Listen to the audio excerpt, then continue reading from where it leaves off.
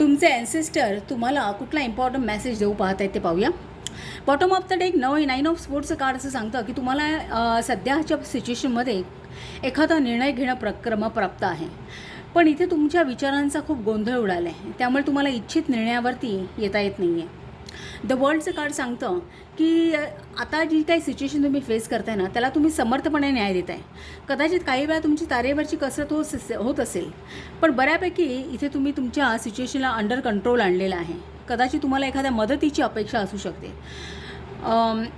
इथे तुमचे ॲन्सेस्टर तुम्हाला ॲडवाईस करतात की तुम्ही डिवाइनली प्रोटेक्टेड आहात. सध्याच्या सिच्युएशनमध्ये स्वतःच्या क्षमतांवरती विश्वास ठेवा आणि पूर्णपणे झोकून द्या. तुम्ही त्यातून सुरक्षितपणे बाहेर याल आणि प्रगतीपथावर तुमचा प्रवास सुरू होईल. काही प्रमाणामध्ये तुम्ही तुमच्या मनावरती बंधनं घाला. या मनाच्या कारस्थानांना बळी पडू नका.